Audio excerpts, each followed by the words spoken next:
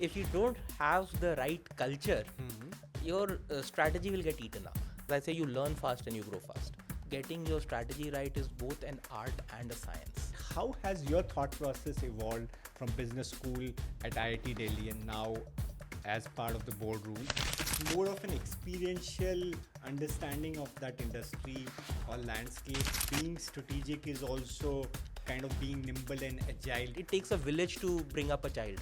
Why so many strategies failing? Probably customer is the emperor and cash is the king. AI is going to get into the fabric of life and we won't even realize it. So future is something that we would put there. AI might be technically ready, but we may not be socially ready to absorb it.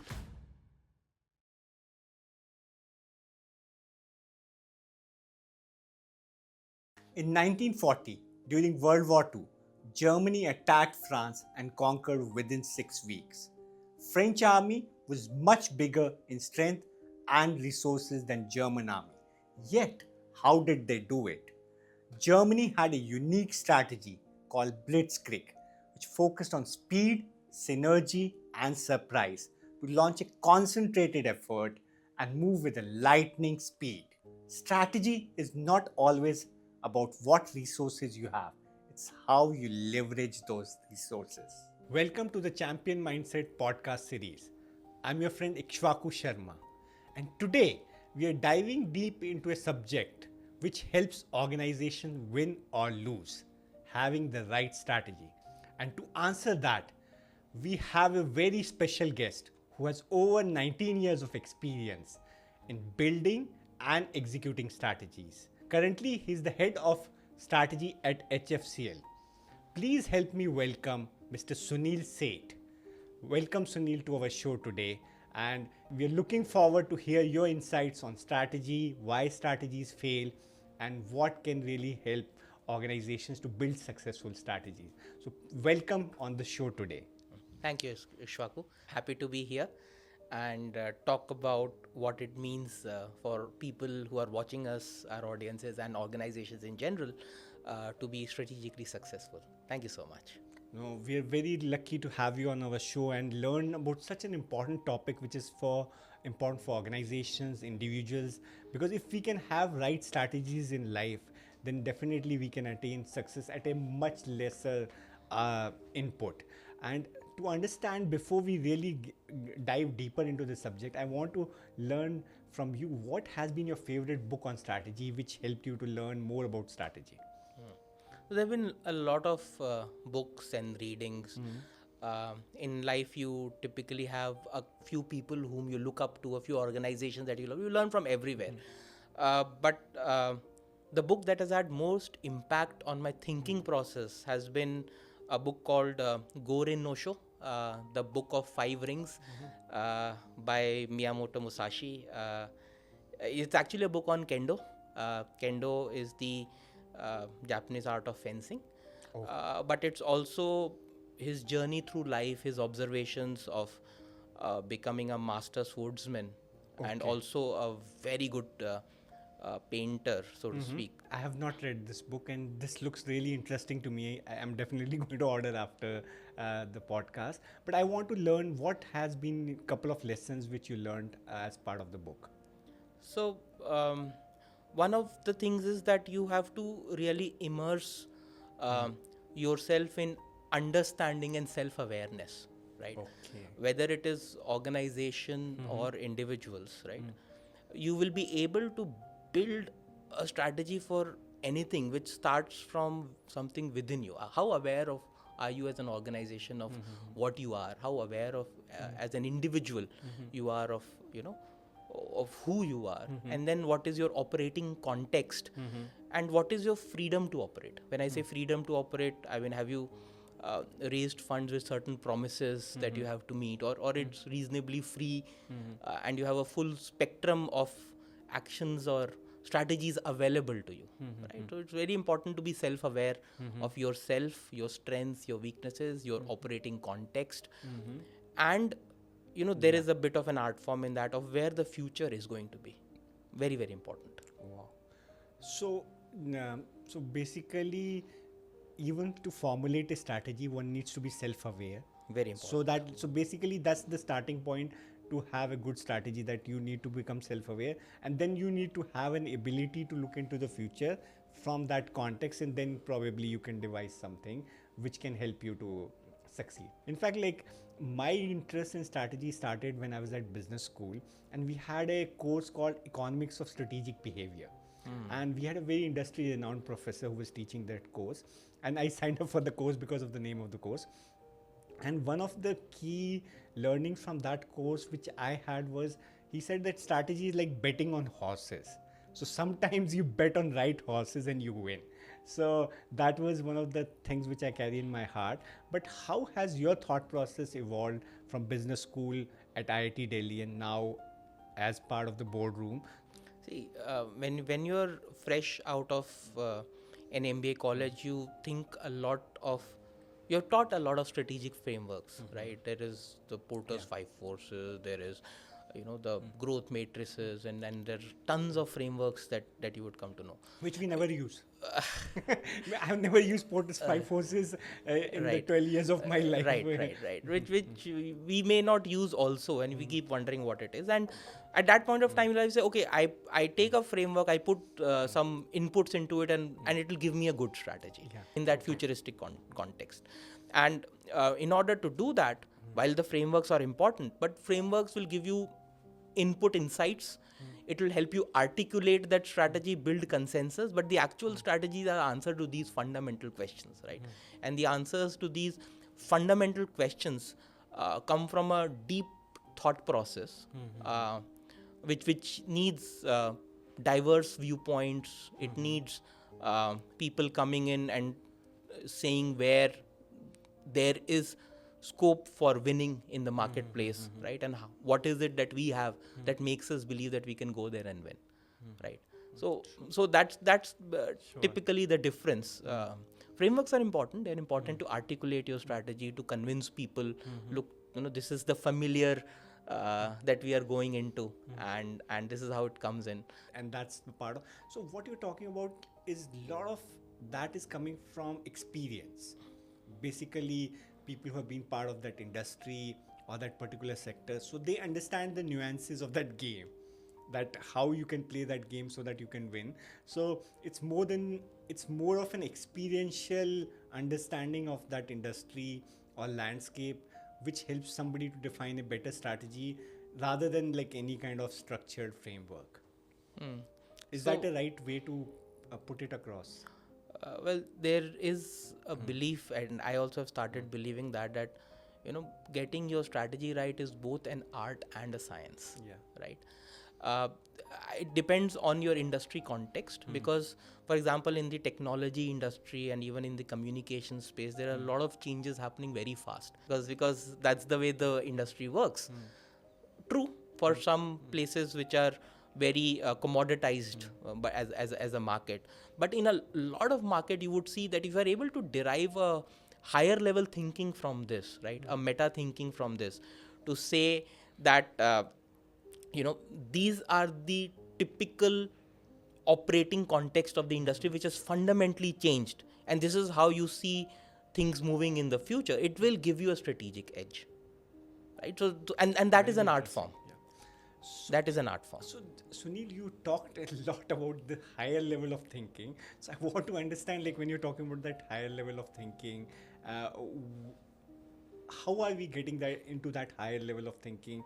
So, what are some of the ways somebody can really get into the higher level of thinking, or maybe the strategic thinking, that you can have more strategic orientation in that particular zone or moment? So, how do we reach that moment? Right. So, you have to think in terms of systems, right? So there's a very interesting book by Burton Alfie, which is called Systems Thinking. Right?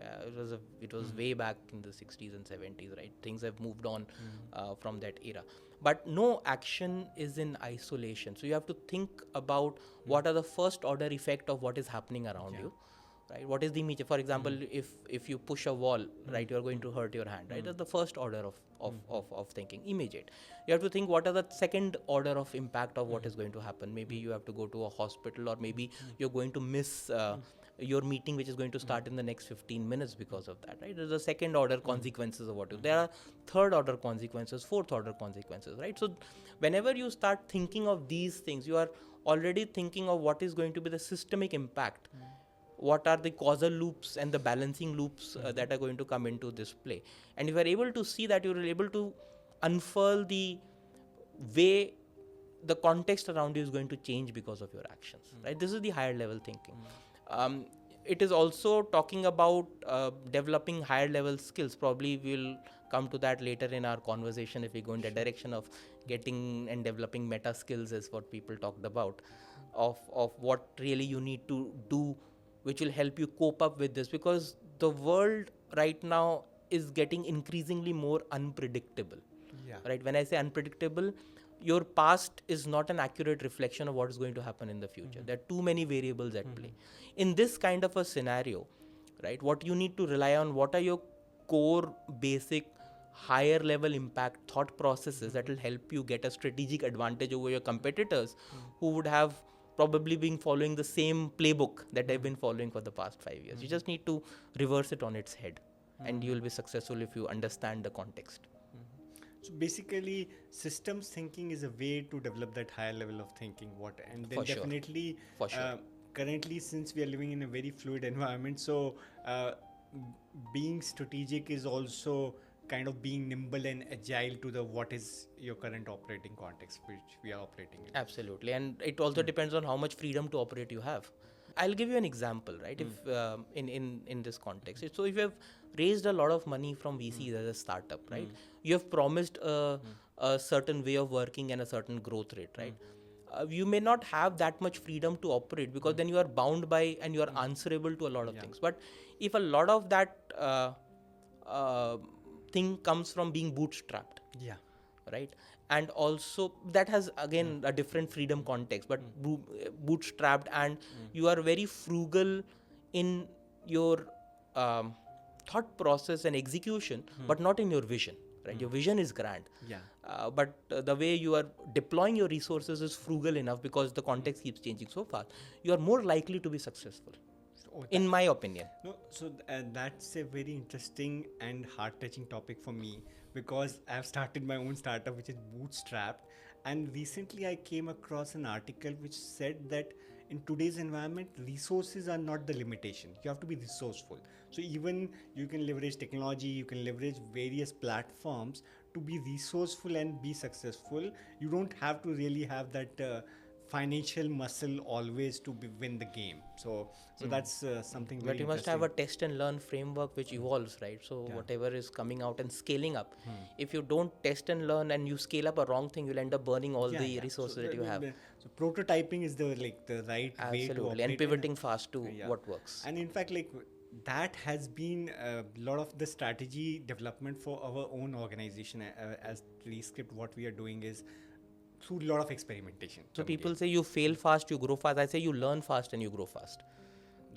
Because failure is part of your learning journey. And we need to reframe failure. Yes, absolutely. We need to normalize and reframe failure, because it is necessary to succeed. Because I would rather say that a lot of organizations do not have that capacity for failure. Sunil, we have experienced that a lot of strategies we build, but they fail also. And most of the times they even don't hit the ground running. So what has been your experience? Why so many strategies fail? Is it execution? Was the strategy not right? So what is the root cause for so much failure of strategies? And actually that's why a lot of people get disheartened with building strategies and this strategic planning approach of... So there is a very interesting saying on this, right? It goes like, culture eats strategy for breakfast, right? Okay. So if you don't have the right culture, your strategy will get eaten up, right? Okay. And that is true. A lot of times when people are thinking strategy, they may not anticipate the softer issues that will hinder the strategic execution. Right, so you would have an amazing strategy, and the execution you would say, okay, this didn't make sense at all, right? What were you even thinking that we could do that? But if you just have a good enough strategy, but an amazing culture, amazing execution, and a good, strong set of leaders to take that forward, you would do much better, much better, right? So that's the thought process. In many organizations, leadership friction is a reality, right? And what you probably need is a team of high performing leaders rather than brilliant individuals put together to perform. And that becomes the utmost important thing across industries. But we, more often than not, you do get it right. Right, you do get it right, you do win in the market. Sometimes you fail because of factors that are not in your control. For example, when COVID happened, we couldn't control that, right? Or the current tariff regime that has been imposed on a lot of countries, we couldn't foresee that coming, right? So if you had a supply chain strategy spanning a few countries, now you are in for a geopolitical risk. Right, and these things are hard, they don't change overnight. Right, you can't just move a global supply chain from point A to point B overnight. It takes time.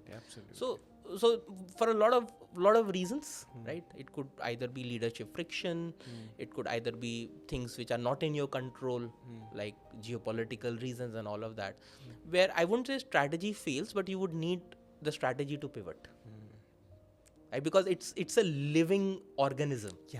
So right, it's not something set in stone that you now will not modify over the next period of 5 years. Right? It's a living thing. It's a living, breathing mechanism. That's a very beautiful thing which you've described. That strategy is a ever evolving and living thing, and it thrives in a culture of execution. Like yes, basically, absolutely. So having those nuts and bolts of right execution mechanism, you can succeed with an average strategy. That's what. Absolutely, good enough strategy. Yeah. So execution is the real muscle for any strategy to succeed. Execution and culture. And culture. So like any organization which you think has a very good culture of execution and which helps them to succeed in the market, or maybe something similar. Apple, for one, is what everybody admires for their journey, and their journey has been very interesting, right? And we have been the ad of 1984 of the Macintoshes, the interesting curveball that came in terms of John Scully and from Pepsi to Apple, and the famous line that goes, right, do you want to sell sugar water or for the rest of your life, or do you want to make history? And then Steve Jobs coming back into the organization, and then the organization discovering more hero products. So what is it that makes an organization consistently discover hero products, create markets that were not there earlier, and then win in them? That really is something else. So, and that also strengthened my belief of painting a vision of the future and then creating a strategy to win in that future, right? Because if you have painted a future that you, I wouldn't say control, but you influence, then you're more likely to win in it than anywhere else. So basically you're saying that having a picture somewhere 10 to 15 years down the line, like this is your vision, this is where we want to be there, and then crafting strategies maybe which is like a 2 to 5 year horizon landscape, you're crafting those strategies to help you to reach there. Like basically, so if I take a cross industry example, it will be, for example, those industries which are driven by standards, right? A lot of things in communication industry, in electronics, and they're all driven by standard bodies, global governing bodies, right, which define particular standards. Now, if you are in the core team which is writing those standards, you're actually writing the future, right? Because you're writing the standard version 10, 15, 17. And a lot of organizations do it for at cost. I wouldn't say for free, at cost, or you have a lot of influence in the open framework that is defining that. You're actually defining the future. Now everybody else has to comply to that. So if you're influencing at that level, right, you're already on your path to win. So if 80% of those specs are what you have, right, which is what a couple of organizations did, you've already won half the battle. So there are a lot of things that you have to understand in the way context and business flows, and where actually you need to influence the future in order to win now, right? So if things go the way they are going, the answer would be a vehement yes. But where the next disruption is going to come from, well, we at least don't know, right? So that's disruption by definition. So in that context, like, because there's so much systemic disruption happening all the time, so strategies have to become more short term. Then, like, we cannot have a very long term strategy. What you said, it's a living entity. So that living entity has to be kind of Strategy has to be agile, agile. right? Flexibility has to be built into what it is, but you can have both a long term and a short term part of the strategy. You know, there's a business plan part of that whole conversation as well, right? Which is much more execution focused. There are people, there are names, there are initiatives there, and a lot of people in strategy offices, they execute those business plans, which is more tangible, which is more real, right? And the strategy is at one level higher of where to play, how to win, what gives me an unfair advantage, of what my competitors perceive as an unfair advantage in the market, right? And those are the things. Also, being more adaptive, maybe that gives you that unfair advantage. So being adaptive as a strategy is something that need not change in a context which keeps changing all the time, right? But it also has cost implications, because what is repeatable, redoable, commoditized generally can be optimized from a cost perspective, It right? does not have any edge over your competitor. Anybody can come and do it. Yeah, so you have to look at all the trade-offs and make a call. So that unfair advantage you were talking about. So recently, like, basically, last week I met one of the CEOs of a manufacturing unit, and we were having the conversation. And this is an organization which does not do any kind of marketing. They just have very strong products and they just sell it to their customers. So he was telling that their core advantage is the R&D. They create a lot of patents, new products, and that gives them edge over their competitors, and they have a huge edge over their competitors. So basically, having that unfair advantage is like building that strong moat around your strength areas, which is not easy to replicate. Absolutely. And how do you build that? Absolutely. So, I mean, there are 2 or 3 things, which is again my own opinion, may or may not resonate with you, that there are 2 or 3 mindsets that organization have. There is one mindset which is called as the trading mindset. In a trading mindset, what you typically focus on is that you develop your core competency in your distribution or the delivery channel. You get products from anywhere, right? You get products through mergers and acquisitions, you get products through third parties, you get products through wherever, right? What you're focusing on is the customer side of things, of delivery mechanism, and so you can take a product and you can deliver the hell out of it and make money. Delivery excellence, basically. You're playing on delivery excellence. So I mean, you could talk about maybe Amazons of the world, but there are other similar examples which fit it. So it's like a trading thing. But and the other is, you know, the innovating or the R&D or the incubation or that kind of a mindset, right? Which requires a lot of patience. There's a saying, right? It takes a village to bring up a child, right? So it requires a lot of support from the government also. You may or you may not succeed, but once you succeed big, right? We have seen, I would probably take example of China, some of the very interesting companies like BYD, like Huawei, right? Many interesting companies coming out of there, which I'm sure in the initial R&D phase of their lives were burning a lot of money without any surety whether they succeed or not. Even organizations which believed in the platform business models initially, right? You would not know a platform would succeed or not, but then it has a winner takes all kind of dynamics, right? So it requires an R&D focused business would require a different kind of a mindset. It's primarily innovation. Innovation would require, but the returns are going to be exponential, right? A trading mindset, you would have definite returns on that kind of a mindset. You would have continuous cash flows there. It'll look a lot healthier over a period of time. But isn't it easy to replicate? Like, how will you create yes, that? which is why you need to understand what your core competencies are in that, so that it doesn't become easy to replicate, where your self-awareness comes in. Yeah. Right? Do you have those exclusive relationships where you are only able to, do you have that perfect understanding of the customer where you know what feature engineering you need to do or get from your sources to meet those needs, right? Those then become your playground to play with, right? Sure. Which is also innovation, which is also R&D, right? But it's of a different nature. So basically, you understand where you're playing stronger, and you kind of continue to build upon it. So if that, like, you have the operational excellence, or if you have innovation excellence, so you accordingly build upon it so that you can continue to have that unfair advantage, which or people excellence. If you are in the services business, right, you have a set of people and culture which becomes your core, yeah, right? And then you are able to deliver a service experience. A lot of hotel industries and people like that, right, they work through the people aspect of things, right?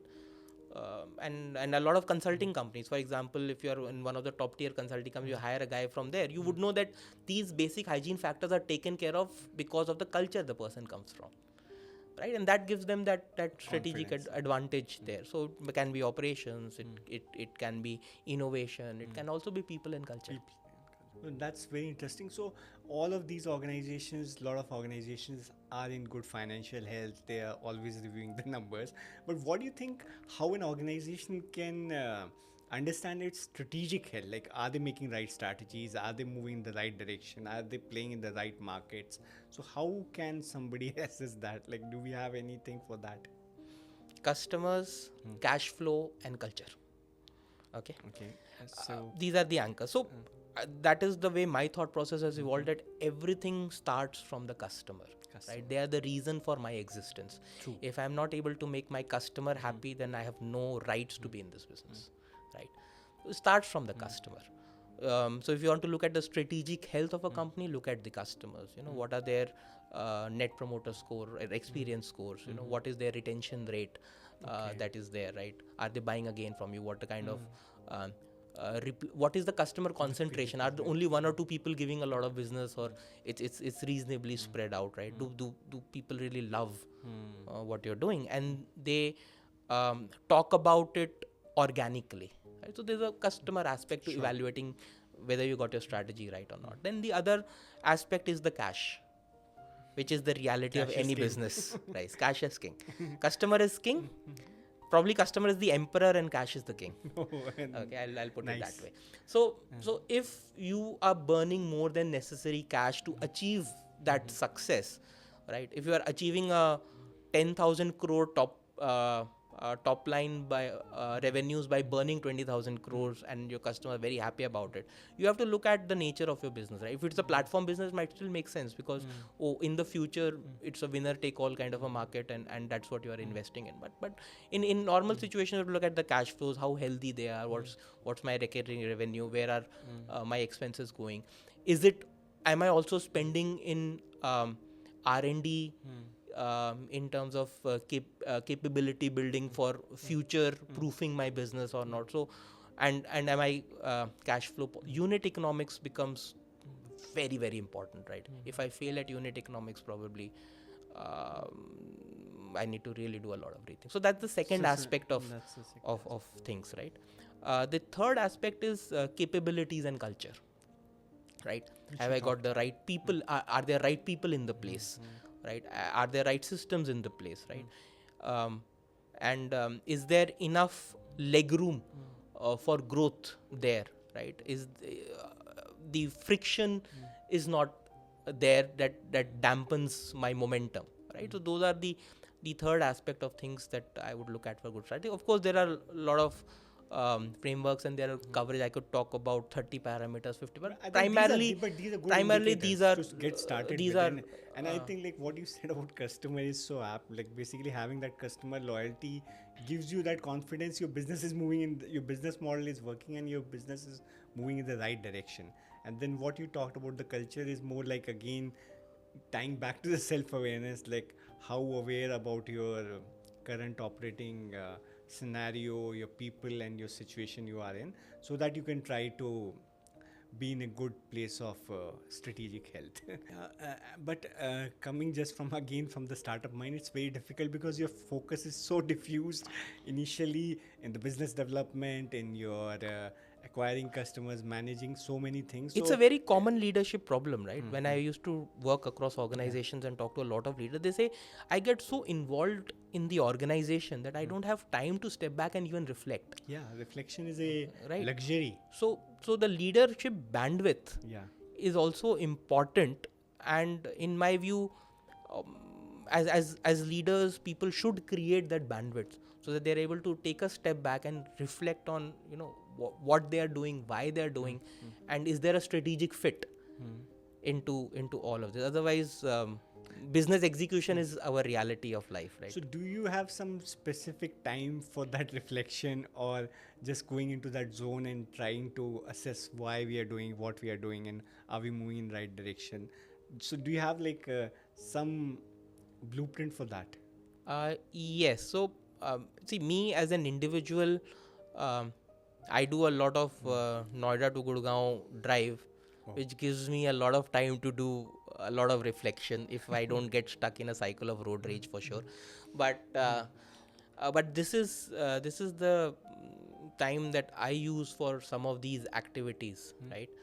I know a couple of So, you're driving and reflecting together. yes, of course. Oh, that's Yeah, it doesn't distract me though that much, so it's quite safe to do that. uh, some of the colleagues I know, they are now started to use some AI engines as a thought partner to have a dialogue with, right? And which I found is very interesting. Oh, that's Right, very so interesting. you would open up a Gemini or ChatGPT and you have a conversation, a thought process with an AI just to get your head straight about what you need to do. And I thought that's an amazing. We used to have, Sherlock Holmes needs a Watson, right? But you now have this whole conversation going with an AI, which helps you structure your own thoughts. I found that fabulous. Oh, that's a very smart Watson, which is getting smarter every day. So, no, very interesting ways to reflect, and I also personally reflect a lot of times. But for me, 10 to 15 minutes of a walk also is a good reflection time. Like if I go and walk for 10-15 minutes, it gives me a good amount of reflection. You're running with ideas and coming up with right strategies sometimes. Yeah. But definitely you cannot be sure unless you've tried it out. Of course. No, so you were talking about your friend who is talking to AI to get all these strategic insights. So basically, AI is already becoming somebody's friend. And my son, who is 2 year old, his friend is also Alexa. so AI is capturing all the segments in terms of friendship. So do you think AI can replace humans for strategic judgment? A lot of conversations are going on that we are probably 5-6 years away from AGI, artificial general intelligence, right? Okay. So and Can you talk more about it? Like, what is it? it's like a brain basically, Okay. right? So they pick up a human brain. Yeah, probably brain of a child in terms of processing, but still human enough, Yeah. right? And as things move along and as the technology matures, and there's another interesting line which I remembered. When a technology becomes significantly advanced, Yeah. it becomes invisible, right? And when a technology becomes significantly advanced, it becomes indistinguishable from magic, right? Two very interesting concepts. So AI is going to get into the fabric of life and we won't even realize it, that it's part of your daily life. You won't know if it is AI or not. Right now it's a friction, it won't. And that's it becoming invisible, and the kinds of things that we'll be able to do will almost look magical when it becomes too advanced. So I believe there is a possibility Yeah. that it will become significant influencer, right? But replacing a human is another conversation. Maybe it will in some industries. For example, if you look at again e-commerce platforms, like Amazon and all of that stuff, they have to take millions of decisions every second, Absolutely. right? And making them rule-based decisions may not always be the optimum choice. So they will use some kind of an AI to take those. You look at self-driving cars. AI also coming in. Correct. You take self-driving cars, right? They already take a decision on your behalf to whether take the left lane or right lane, or to put a brake or not, and they're driverless, right? So they are replacing decision making in certain areas, right? Medical science. I am a big proponent that AI is going to. It's already revolutionizing. It's going to literally hit it out of the park for medical science, right? We already are in shortage of good doctors. In rural areas, there is always, affordability, reachability, accessibility. These are all challenges where AI can go and solve some of the challenges, and again, help with human decision making. So if AI is taking so many decisions, why can't it take strategic decisions also, right? So that thought process is there, but like I said, it's also a science and also an art. So right? that's what. And there are also these judgment calls that some of the brilliant leaders have taken, strategic calls, which makes me scratch my head and say, how did that guy do it? Right? How? Just how? Right? And those are the kind of things that maybe even AI may not be able to do. But my guess is as good as yours. No, so basically, what you said, that strategy is more of an art, and definitely AI can decode the science and maybe much better than humans. And art also, we don't know. Even the lot of art form is also coming on AI. So basically, we don't know, but very highly likely that AI can become a more strategic decision maker, and a CEO might just have AI as the chief strategy officer and supporting, taking the help for making the strategic decisions, and then eventually the call only remains for human is to make that decision and move forward. Yeah. But so it is very possible that the leadership of tomorrow have their own strategic advisors, right? I wouldn't see that as something unimaginable for sure, but the final call would be human. Right. The action still remains with the human. Yes, because there are a lot of frameworks on the regulatory and the governance side also, which have a lot of gray areas on accountability of AI, right? And the ethical AI is a subject in itself, right? Of what are the ethics of an AI. So there are leadership aspects. Even if it takes a decision at a strategic level, there are leadership aspects of it where we as society are still evolving in our thought process, governance process, regulatory process, thinking process. AI might be technically ready, but we may not be socially ready to absorb it.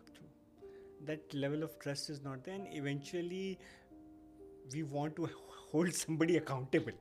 Nobody can say that this was the decision taken because of AI and this messed up. So as a society, we want to hold somebody accountable for something going wrong, and that is where also the role comes more for humans to take that ownership of making that decision, the final call. I mean, there is explainable AI, which puts traceability of rational reasoning. There is work happening in that space also, right? There is a lot of work happening in that space. But future is bright. Let's see where we land. No, that's very interesting. So basically, you were saying within the 5 years, we might have AI taking most of the human roles and acting as if it's part of your daily life. Right, where AI will embed itself and make sure that some of these things don't happen, or on the other side, make sure some of these things happen, depending on the nature of the human user of that. It's a tool, right? It depends on how you want to use it, good or bad. So where do you see in that sense, the role of human brain is going to be? If AI is going to take up so much of space, so where should we really focus? That this is something what we will continue to do, and that will give us from a human. Is it the creativity skills or the empathy. So if I have to tell my daughter, focus on these skills, this is not going to take away your job from AI. So what those skills do you think? So, you know what? You should know what is the value you want to create and the impact that you want to create, right?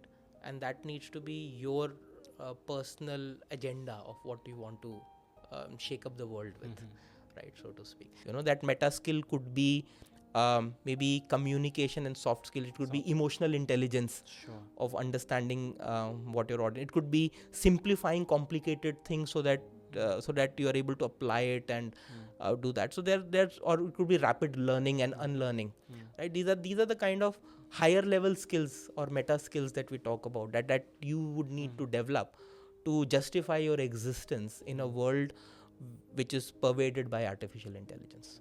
No, very rightly said. And soft skills, I was about to come on that. Like soft skills are going to play a huge role in the future in that sense, because analytical skills are going to be already taken away by AI, and they can do much faster, better analysis than the human brain. So in that context, like how the soft skills is going to play a crucial role for somebody who's trying to design their future career or planning for a future career. And then definitely you touched on a very important point, that what is your impact or the something which drives you is going to be your own thing. So AI is going to help you in achieving that. So again, pointing back to the self-awareness. So how self-aware you can become is going to play a huge role in terms of leveraging AI to your own advantage. Yes, of course. And that's the fundamental, because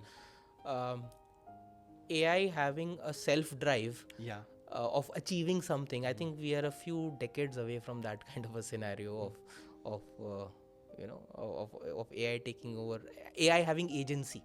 While they are agentic AIs, right?